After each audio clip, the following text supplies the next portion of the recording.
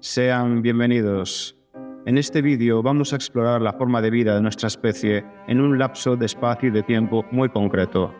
Nuestra lupa se pondrá sobre la Italia central tirrénica en un lapso que va aproximadamente del Bronce final 1050 a.C. hasta mediados del siglo VIII a.C., donde, bajo cierta interpretación del resto arqueológico, cabe hablar, si no de la fundación de Roma, sí de algún fenómeno urbano de naturaleza aproximada. Quiero observar qué clase de decisiones han movido a los seres humanos a ordenarse históricamente en comunidades urbanas.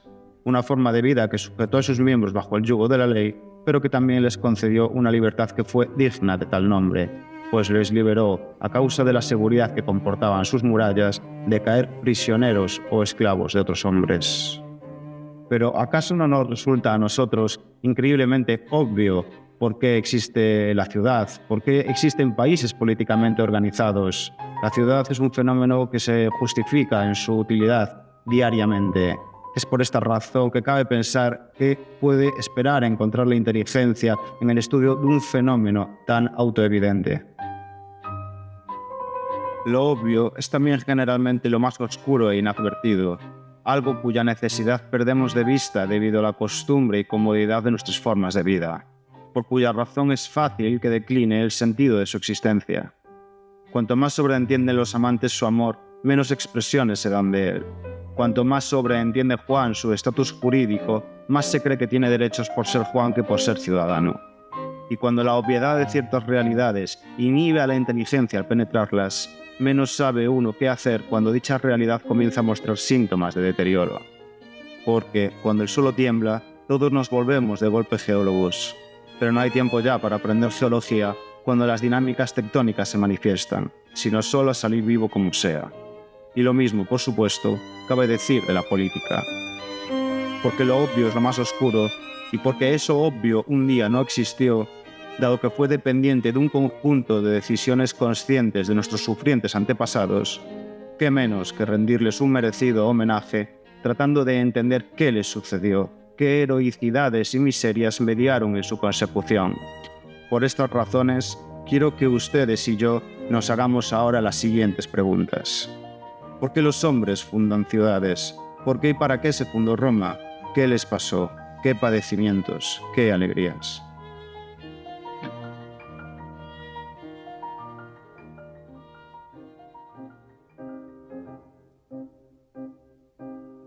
Sin entrar todavía en muchos detalles al respecto de lo que este vídeo explicará, sí que me gustaría anticiparles mi hipótesis al respecto de las motivaciones del elemento social originario que nos encontramos justo antes de la fundación de la ciudad de Roma. Afirmo, y trataré de demostrarlo, que este elemento u organización social primigenia precedente de la propia fundación de Roma era fundamentalmente una asociación para la guerra. Una sociedad con unas instituciones más propias de un ejército que no de una ciudad. Una sociedad que, una vez alcanza cierta hegemonía en la región, pudo transformar entonces sí el mando único del caudillo en cuestión, el rex o jefe, en una burocracia con competencias progresivamente diferenciadas, a sus formaciones militares en asambleas civiles y a sus soldados en ciudadanos. Esta hipótesis es la idea de fondo que yo manejo actualmente como definitoria del proceso que lleva, desde la sociedad segmentaria o tribal de la Edad del Bronce, pasando por la jefatura, más o menos compleja, hasta llegar a la monarquía, es decir, el periodo de la historia de Roma que va de Rómulo a Tarquinio el Soberbio, último rey de origen etrusco, expulsado por su vileza según nos cuenta la tradición. De hecho, intuyo que Roma nunca dejó de ser en el fondo principalmente un ejército, con sus mujeres e hijos, sus prisioneros y su botín. Lo que estoy diciendo, por lo tanto, no es solo que Roma haya sido particularmente capaz en la guerra frente a otros pueblos, algo bastante obvio, sino que el sentido último de las instituciones de una de las formaciones políticas más ejemplares de la historia es, in nuce, las propias de una formación militar, la cual, una vez hallada cierta paz, se transforman sin perder dicho contacto primigenio en instituciones de naturaleza civil. Esta es una hipótesis de la que evidentemente daré pruebas, pero esta hipótesis es también una interpretación. Y para que una interpretación sea definitoria del sentido de algo y no una mera ocurrencia, es preciso que dicha interpretación nos permita dotar de concreción y de suficiente diferenciación a la cosa estudiada. Por ejemplo, las ciudades-estado sumerias, recordando la vieja tesis de Wittfogel de los estados hidráulicos, pudieron tener como factor preponderante de la asociación política y, por lo tanto, como espíritu político-institucional particular, no la guerra, sino las conocidas empresas de irrigación necesarias para la agricultura en una región tan peculiarmente árida como es Mesopotamia. Con este contraejemplo quiero que comprendan qué es lo que he tratado de buscar en esta investigación, que es tratar de determinar el sentido político genuino de las instituciones políticas de Roma, de las motivaciones últimas que condujeron a la fundación de esta ciudad, tal y como para el caso de los estados de Mesopotamia, según la tesis de Wittfogel, fue la planificación agrícola. Cuando estudiamos historia, evidentemente estudiamos casos concretos, pero esta concreción siempre nos permite apuntar hacia una abstracción, hacia la posibilidad de reflexionar más en términos filosóficos quizás acerca del sentido mismo de lo político, acerca del sentido mismo de la asociación humana. Lo que para mí desde luego queda claro a día de hoy es que las ciudades-estado no aparecieron debido a un proceso natural de extensión de los vínculos familiares a vínculos mayores, como pueda ser la propia unión de distintas familias nucleares o ya la progresiva inclusión de otras gentes que pululan en el entorno. Si hay algo de natural en lo político, se debe a lo natural que pueda resultar el riesgo para la vida, el beneficio económico de cierta industria, la seguridad o la guerra. Pero no la sangre, motivos aquellos que sí son realistas en cuanto a la creación de las más viejas asociaciones políticas. Creo firmemente que juzgar a la familia nuclear como agrupación político-natural o político primigenia, a expensas de las circunstancias contextuales, es una idea fruto de cierta reacción política tardía, una que por cierto puede observarse en el propio devenir de Roma en tiempos de la República, para justificar la naturalidad de ciertos privilegios de ciertos individuos frente a otros, aduciendo a tal fin que los vínculos naturales de la familia Julia o de la familia Claudia, que estos transportan consigo derechos e importancia política, con el fin de contener una inclusión social que por entonces generó en Roma una poderosa conflictividad social. Espero entonces poder mostrarles que el elemento social tras la fundación de Roma no es, aunque llegue a ser, en su génesis un grupo de familias naturales.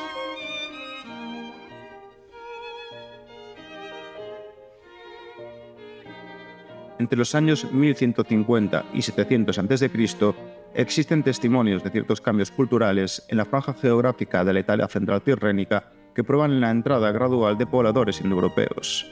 Hablamos de las importantes culturas proto-villanoviana y villanoviana.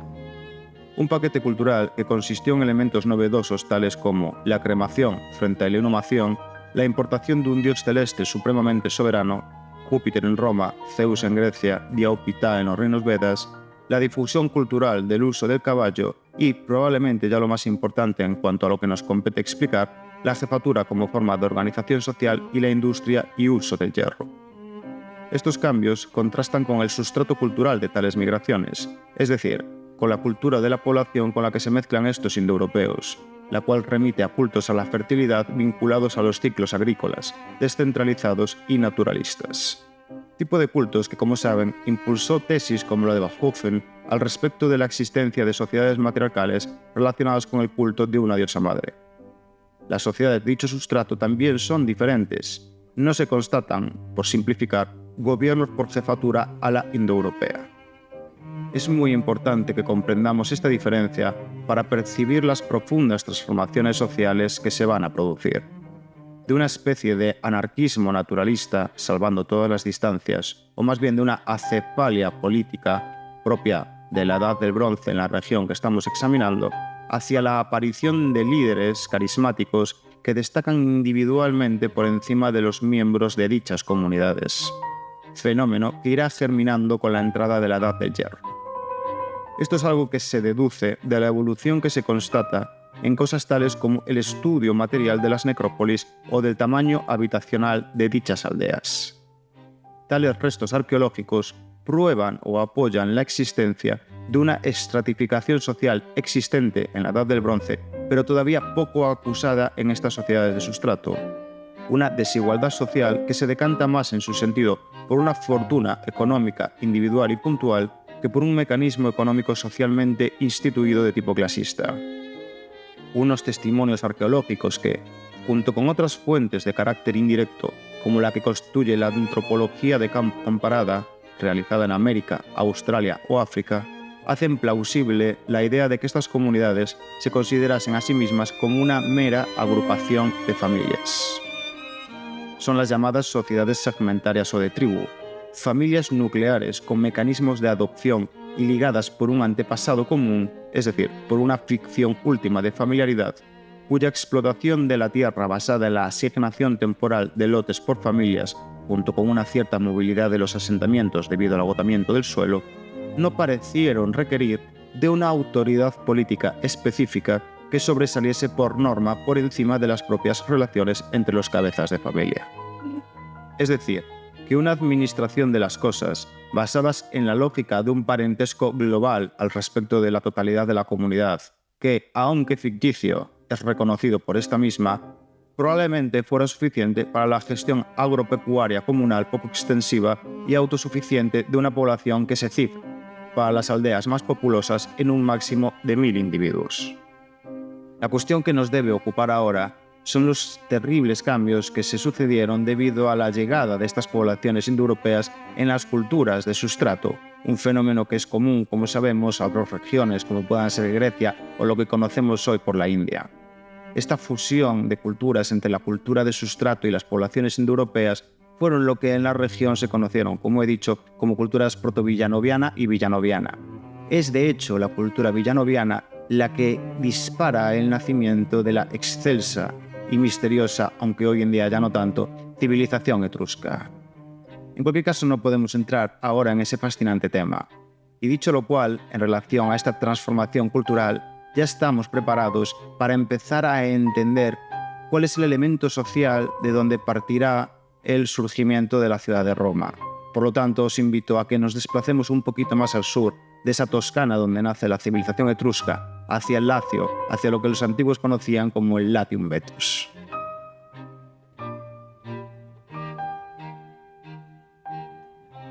Si bien ya en el siglo IX a.C. tenemos constancia de asentamientos en la zona que después comprenderá Roma, en el Capitolio específicamente, no posee en esa fecha dicha aldea, cabe pensar, mayor relevancia que cualquier otra, más allá de una buena situación estratégica, dado que es céntrica en la región y de que en un futuro se encontrará muy cerca de importantes núcleos urbanos etruscos. Si bien en ese momento tales rasgos no poseen demasiada importancia, debido precisamente a que los etruscos todavía no se han extendido tanto hacia el sur y a que el tránsito comercial no posee la suficiente entidad como para dotar a dicho asentamiento en el Capitolio de ninguna significación especial. Para encontrar algo de verdadera importancia urbana, sin tener en cuenta el incipiente florecimiento etrusco ni las colonias griegas del sur de la península, debemos situarnos en torno al siglo VIII a.C. y un tanto más hacia el sur respecto de la futura Roma. Debemos ir hacia los montes albanos, donde el elemento étnico que en parte será después responsable de la fundación de Roma, el latino, es hegemónico en el Lacio organizado bajo la forma de liga. Hablo, claro está, de la Liga Albana, o, si se prefiere y para ser exactos, de la Liga del Ethnos Latino bajo hegemonía del centro protourbano de Alba Longa. Nos preguntamos entonces qué está pasando para que las élites del bronce consientan o sean víctimas de una revolución social consistente en que la autoridad de los padres se vacíe para gloria de uno o varios individuos que por sus méritos ad hoc reúnen a todos bajo su autoridad como caudillos. Lo que está sucediendo en Italia es a todas luces una presión civilizatoria, una presión que proviene de parte de las migraciones indoeuropeas, de parte de los etruscos que las asimilan antes, recordemos la cultura villanoviana, también asimilan la cultura procedente de Grecia y en general del Mediterráneo, como pueda ser la cultura fenicia, como ya la presión que ejercen las colonias griegas hacia el norte en un sentido inverso al que ejerce Etruria en su expansión hacia el sur, encontrándose en el medio el Lacio. Pensemos, para comprender la importancia de esta pinza civilizatoria, en la diferencia tan notable que puede suponer el hierro frente al bronce, que es el material de las sociedades de sustrato. Consideremos su uso militar. Y esto no tanto por la diferencia de dureza entre ambos materiales, cuya diferencia efectivamente no es tanta, sino porque en Italia no había estaño, tenía que importarse, lo cual era caro, y el hierro en cambio lo había en abundancia, es decir, mucho más barato una vez se domina su industria. El hierro, además, si bien no es relevantemente más duro que el bronce, sí es más resistente que aquella aleación, de modo que permitía la fabricación de armas más duraderas y largas. Como decía, en el medio de este abrazo se encuentra el latio, el elemento social que en su momento fundará Roma, empujado por estas dinámicas políticas. A fe que no nacerá el diamante sin la debida presión. Esta presión civilizatoria posee elementos que nosotros como hombres de nuestro tiempo percibiríamos, no sin razón, como de gran riesgo político. En nuestros días, todo Estado reconocidamente tal se constituye, al menos sobre el papel, como soberano sobre un territorio determinado, de tal modo que si un Estado decide expandirse hacia el territorio de otro, ello supone una clara e inmediata violación de derecho, no simplemente un hecho temible.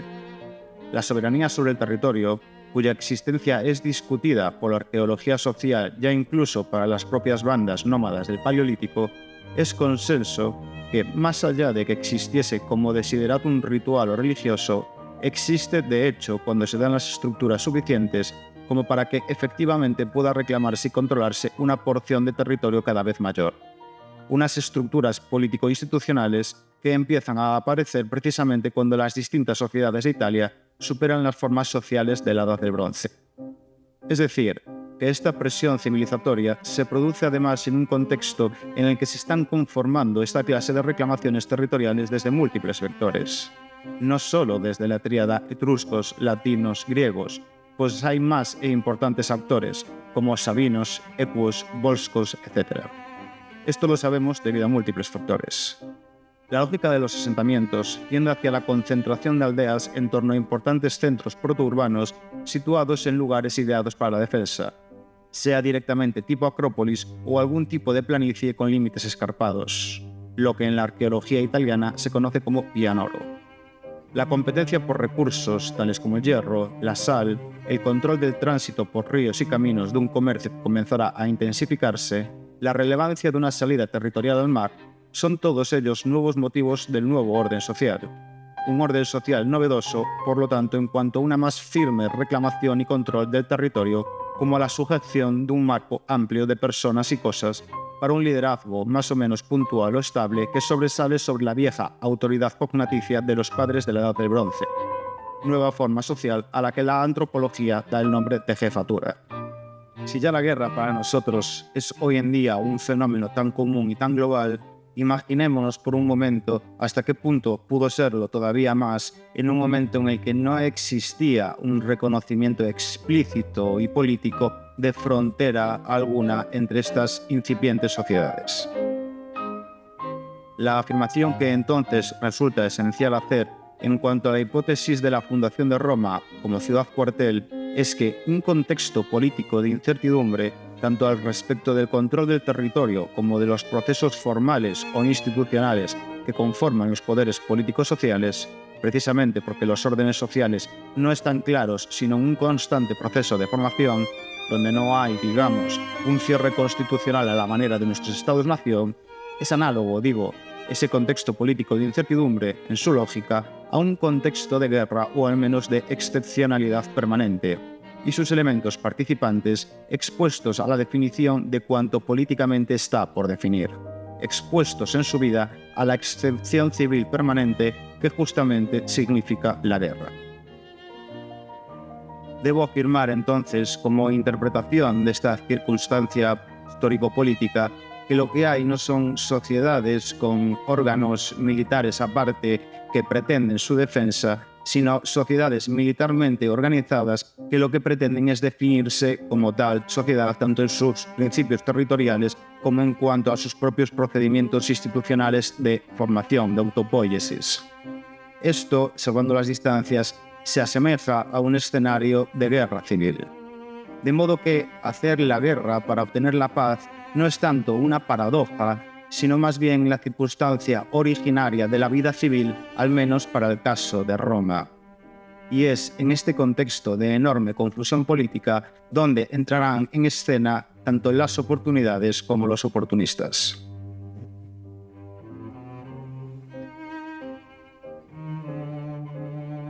No solo el contexto es favorable a ello, sino que ya las instituciones de la época, así como la propia tradición literaria, parecen confirmarlo. Siempre dentro, claro está, de los límites prudentes que supone interpretar los hechos.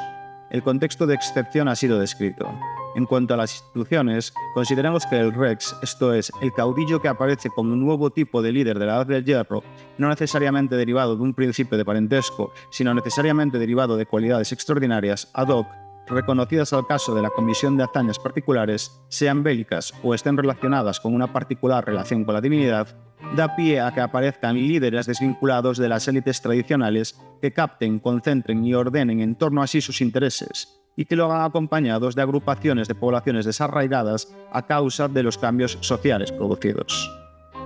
Por otro lado, como decía, la tradición literaria apunta, en mi opinión, a esta realidad social. Por ejemplo, en la leyenda de Rómulo y Remo. Sus elementos son los siguientes. Primero, ambos hermanos son descendientes de la dinastía real de Alba Longa, centro protourbano hegemónico que, cuando dejó de serlo, siguió siendo centro de importancia religiosa crucial para la identidad de la sociedad étnica latina. Ambos hermanos son abandonados en el río Tíber, para protección de estos a causa de una disputa dinástica que se cobraría su vida si fueran descubiertos. Estos son amamantados por una loba y posteriormente recogidos y cuidados por Faustulo, un encargado de los pastos del rey Amulio de Alba, quien dio la orden de matar a los gemelos y a causa de lo cual fueron abandonados. Después, descubrimiento de los hermanos de su origen real y restitución por la fuerza de su dignidad dinástica. Finalmente, la fundación de Roma. El sentido que cabe aducir al respecto de dicha leyenda no consiste, en mi opinión, sino en casarlo con la clase de fenómenos sociales que vengo describiendo. Lo que sigue es una hipótesis interpretativa de dicha leyenda que reforzará la hipótesis general de la ciudad cuartel.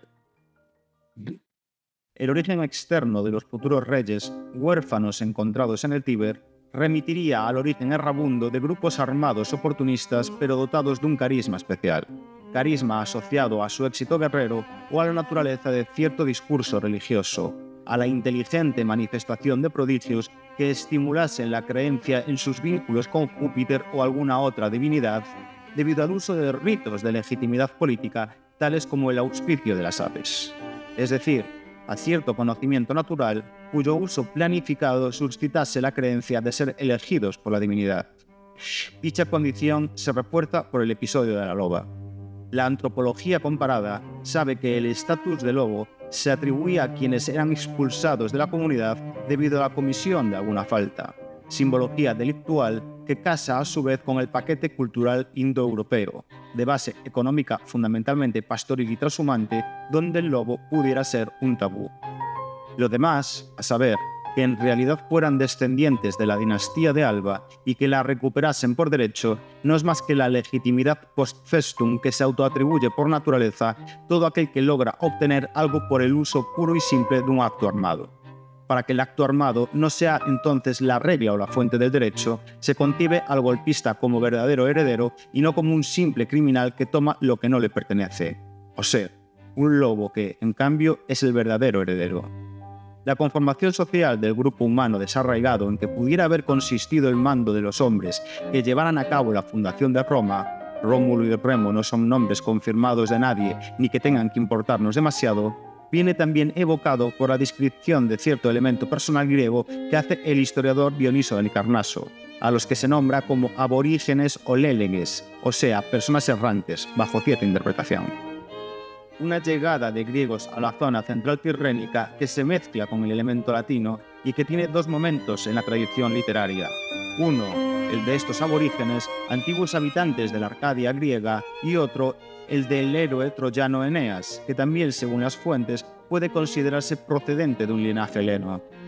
Debo añadir también, como reforzamiento de la naturaleza desarraigada del elemento social romano, que, según la tradición literaria, existía de antiguo en Roma una institución conocida como Asylum, donde por derecho sagrado podían refugiarse los parias de otras tierras, redundando así en una conformación social inclusiva de elementos dispersos bajo la comandancia militar de un caudillo. Roma posee, en las intuiciones historiográficas de quienes no han tenido un acercamiento real a su historia, un aire fuertemente conservador. Pero debo avisarles que este rasgo es más bien propio de épocas posteriores, cuando unas élites ya aposentadas, los patricios, ejercen un pulso reaccionario contra la clase de la plebe en un momento de peculiar conflictividad económico-social. En realidad, Roma debe considerarse, en sus orígenes, bastante más socialmente flexible, incluso por comparación con sus vecinos. Por último, que los hermanos Rómulo y Remo sean dos y precisamente gemelos, o sea, iguales en derecho frente a una hipotética sucesión dinástica, y que la disputa final en cuanto a la elección de cuál de ellos tiene mejor derecho para ser rey se dirimiese por un auspicio divino, la observación de aves puede verse sencillamente como expresión mítico-esquemática de los problemas atinentes a la elección de jefe, cuando de hecho no existía un claro procedimiento, sino un reconocimiento por aclamación de las virtudes de lo que la antropología llama el Big Man. Siendo así, cabe entender que la elección por auspicios de las aves que pretende resolver el pleito en cuestión fue una solución al problema de la inexistencia de procedimientos formales de elección que tiene como acicate de su necesidad la leyenda en cuestión.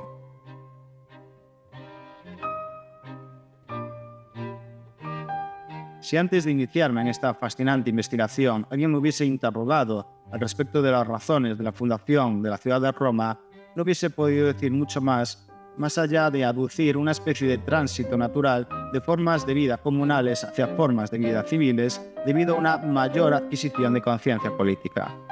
A día de hoy me queda claro, o al menos puedo manejar como hipótesis, que una reunión de hombres étnicamente heterogéneos, unidos más por un sentido de empresa o de urgencia que por un sentido de familiaridad y unidos bajo el caudillaje de esa figura que la antropología política denomina el Big Man, que se reúnen, según es opinión del arqueólogo Andrea Carandini, en la falda norte del Palatino entre los años 753 y 754, y que a partir de ahí, y gracias a una serie de conquistas militares sobre sus vecinos, latinos, etruscos, etc., van pudiendo disolver esas instituciones de naturaleza más propiamente castrense en instituciones de tipo civil.